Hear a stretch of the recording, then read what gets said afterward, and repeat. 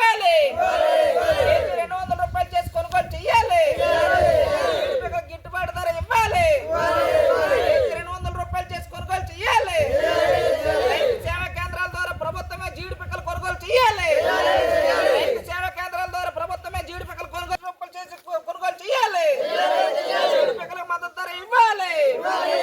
జీడి పిక్కల మద్దతు ధర ఇవ్వాలి. జీడి పిక్కల మద్దతు ధర ఇవ్వాలి. జీడి పిక్కల కేజీకి 200 రూపాయలు ఇవ్వాలి. కేజీ జీడి పిక్కలకు 200 రూపాయలు ఇవ్వాలి. కేజీ జీడి పిక్కలకు 200 రూపాయలు ఇవ్వాలి. కేజీ జీడి పిక్కలకు 200 రూపాయలు మద్దతు ధర ఇవ్వాలి. ప్రభుత్వం రైతు భరోసా కేంద్రాల ద్వారా కొనుగోలు చేయాలి. ప్రభుత్వం రైతు సేవా కేంద్రాల ద్వారా కొనుగోలు చేయాలి. ప్రభుత్వం రైతు సేవా కేంద్రాల ద్వారా కొనుగోలు చేయాలి. ప్రభుత్వం రైతు సేవా కేంద్రాల ద్వారా కొనుగోలు చేయాలి.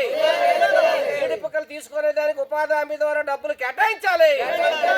జీడి పిక్కలు తుప్పలు తీసుకునే దానికి ఉపాధి హామీ ద్వారా కేటాయించాలి. జీడి పిక్కల కేజీ 200 రూపాయల మద్దతు ధర ఇవ్వాలి. రైతు భరోసా ద్వారా ప్రభుత్వం కేటాయించాలి.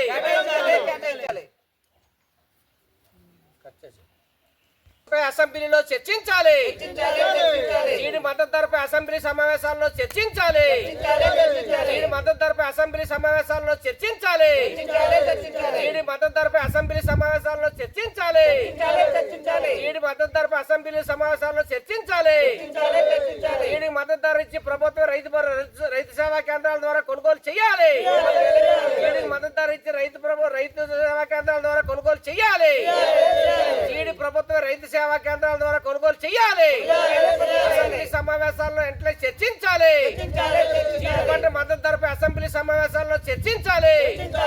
జీడి మద్దతు ధరపై జీడి మద్దతు ధరపై రాష్ట్ర ప్రభుత్వం అసెంబ్లీలో చర్చించి జీడి రైతులకి మద్దతు ధర పైన ప్రభుత్వం చర్చించి మద్దతు ధర ఇచ్చి రైతు సేవా కేంద్రాల ద్వారా ప్రభుత్వం కొనుగోలు చేయాలని చెప్పేసి గిరిజనులు పెద్ద ఎత్తున ఆందోళన చేయడం జరుగుతూ ఉంది.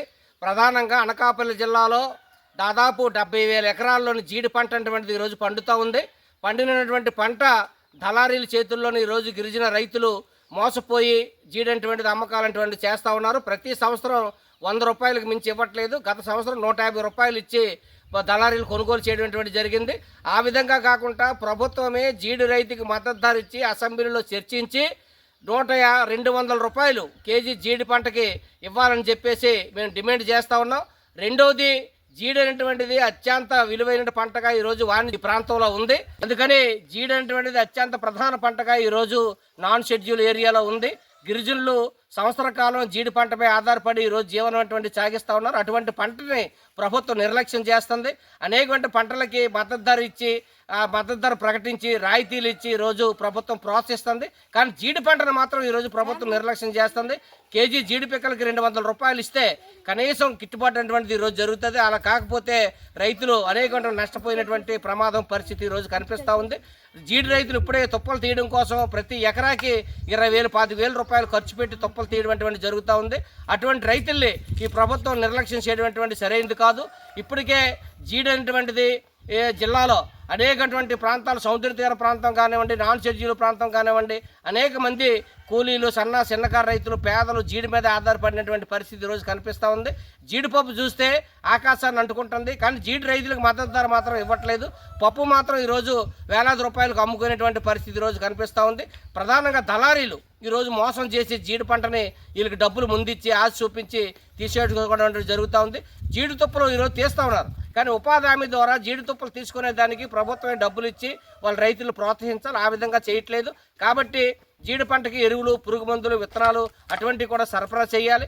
ఆ విధంగా చేసి జీడి పంటని అసెంబ్లీలో సమావేశాలు జరుగుతున్నాయి కాబట్టి ఇక్కడ లోకల్ ఉన్నటువంటి స్థానిక ఎమ్మెల్యేలు, ఆ ప్రాంతం జీడి రైతులు ఉన్నటువంటి ఎమ్మెల్యేలు, ఆ ప్రాంతంలో ఉన్నటువంటి ఎవరైతే ఉన్నారో జీడి దాని మీద చర్చించి అసెంబ్లీ సమావేశాల్లో కేజీ పిక్కలకు 200 రూపాయలు ఇచ్చి రైతు సేవా కేంద్రాల ద్వారా కొనుగోలు చేయాలని చెప్పేసి మేము ఆంధ్రప్రదేశ్ వ్యవసాయ కార్మిక సంఘాలు, గిరిజన సంఘాలుగా గిరిజనులకు మద్దతు ఇచ్చి డిమాండ్ చేస్తా ఉన్నాం.